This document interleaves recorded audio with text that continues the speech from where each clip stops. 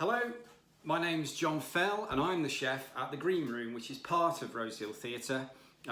So that enables us to feed the guests that come to see shows, but also we're open to the general public as well.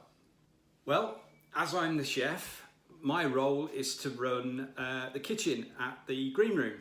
So I'm in charge of everything that's involved in that, from ordering the food to cooking the food, to making sure that all the staff are in and arrived so that we're all ready for guests to come in. A typical day for me starts very early in the morning. I'll get into work around 8:30 and that's to make sure that all the food orders that I've ordered the day before come in. Check that everything's arrived that I need for the day, check any bookings that we might have, check to see whether there's any productions on, whether there's anything on in the theatre, how many I'm likely to be cooking for. It's getting ready for lunch service, clearing down, doing lots of food prep.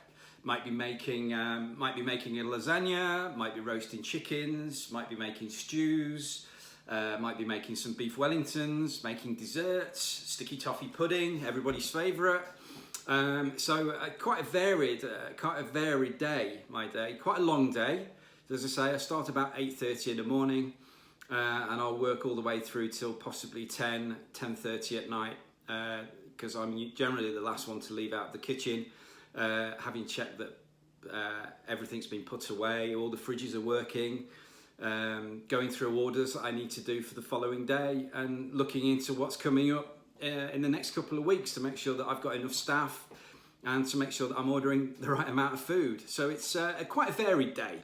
You need to be able to adapt very quickly because, as I said, no 2 days are the same.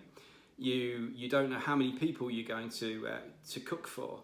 You need to stay very calm under pressure because if you can imagine, you suddenly, when the doors open, especially when it's there's a show on in the theatre, you get 200 plus people coming in to see the shows, and maybe half of those people need to eat, and they need to eat really quickly because they're going to see a show. So you need to be very good, stay calm under pressure because it gets very, very busy very, very quickly. And you just don't know what anybody's going to order to eat. It might be a sandwich, but then it might be steak and chips or something like that. So you need to be very good at adapting very quickly. Be a good talker. Be good at motivating the people around you as well, because it's okay. It's great if it's just you and you're on your own and you can do things and you're doing things on your own and at your own pace. But when you've got a team of people, it might be I've got a small team, so there's 5 of us, but I still need to motivate and keep those. It's I need to be happy and get myself motivated, but I need to motivate the people around me as well to make sure that they're enjoying their job and that they're getting everything they need as well.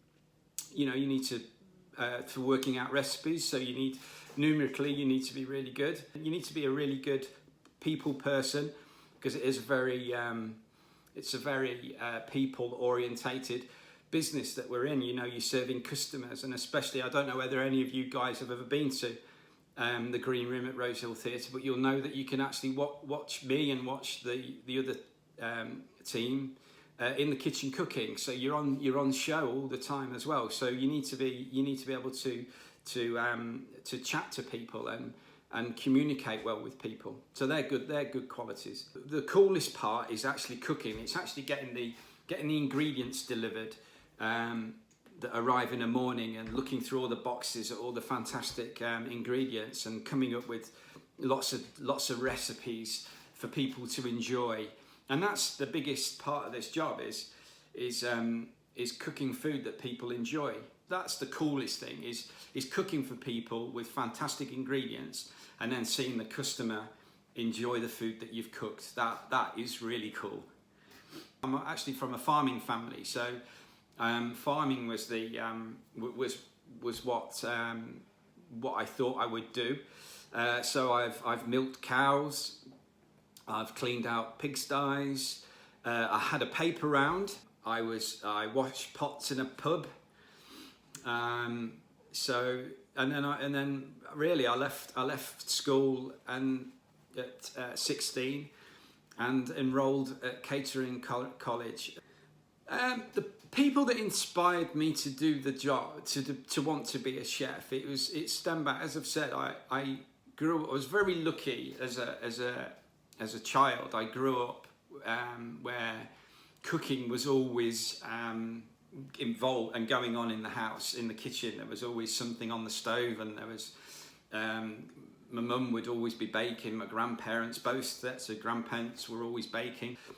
And really, I suppose it was the people that inspired me were my grandparents, because that was always going on, and they were always growing things, potatoes and leeks and cabbages, Brussels sprouts, and fruit and all of that kind of stuff. So I was very lucky that I was always around food. But when I was at primary school, I just naturally assumed that I was going to be a farmer. But as you can see, I turned out to be. I still